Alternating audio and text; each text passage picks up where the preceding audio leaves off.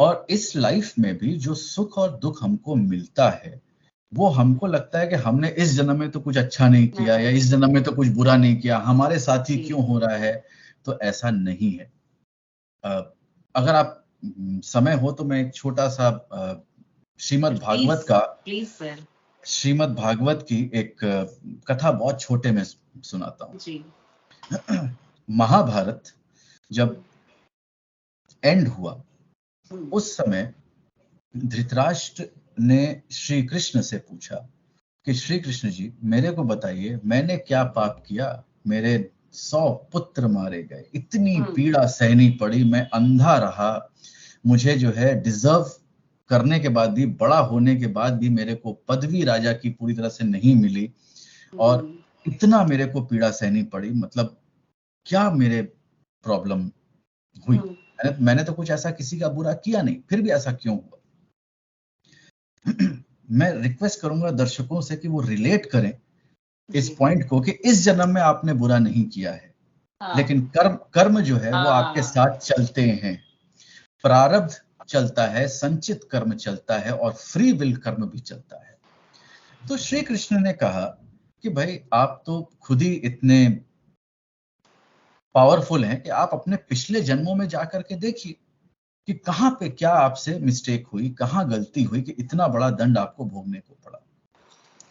तो धृतराज जी ने कहा कि मैं 3 अपने पुनर्जन्म तक जा सकता हूं, जो मेरे पास पावर है, मैंने ऐसा कुछ नहीं किया है, अब इसके आगे आप बताएं। तो श्री कृष्ण जो है उनके चौथे, पांचवें, छठे ऐसे जन्म पीछे जाते गए। 100th पूर्व जन्म में उन्होंने पाया कि धृतराज जी से एक बहुत बड़ी मिस्टेक हो गई थी। गलती से 100 चिड़िया जो हैं, पक्षियों को उन्होंने मरवा दिया था गलती से, और उसका उन्होंने ग्रहण कर लिया था। और उसके वजह से उनको 100 जन्म के बाद उनको पीड़ा इंटरेस्ट के साथ 100 पुत्रों के साथ और बाकी जो उनके लाइफ में पीड़ा हुई है वो उनको पूरे कर्म को काटने पड़े। तो जब हम दुख काटते हैं उसमें एक सुख का जरूर आध्यात्म के तौर से देखना चाहिए कि हम अपने कर्म काट रहे हैं, हमारे बुरे कर्म कम हो रहे हैं। तो वहां पे एक ऑब्वियस क्वेश्चन बनता है जो धृतराष्ट्र ने भी पूछा कि 100 जन्म बाद क्यों, उसी जन्म में दे देते या अगले में दे देते, लेकिन 100 के बाद इतना किसको याद रहेगा। तो श्री कृष्ण ने मुस्कुरा करके बोला कि तुम्हारे पुण्य इतने थे कि उसको खत्म करने में 99 जन्म लगे। तो आपके पुण्य भी आपको मिलते हैं और पाप कर्म का भी हिसाब होता है। तो आप जब अपने फ्री विल से कर्म कर रहे हैं तब आप मान के चलिए कि आप उसको संचय कर रहे हैं अपने आने वाले जन्मों के लिए।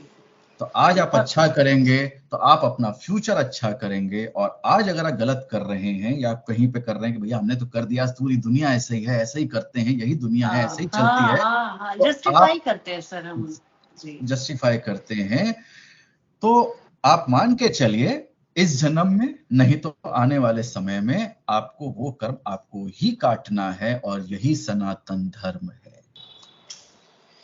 बहुत बहुत गूढ़ बात बताई सर आपने। कितनी बार हम लोग पढ़ते हैं कि karma has a fixed menu, Karma is inescapable, पर ये बात हम लोगों को समझ में नहीं आती है सर। कैसे आपकी एक एक छोटी छोटी एक्टिविटीज को भी गॉड नहीं, यूनिवर्स रिकॉर्ड करता है।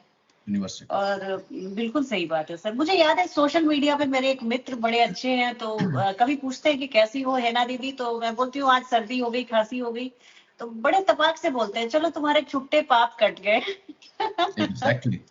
एग्जैक्टली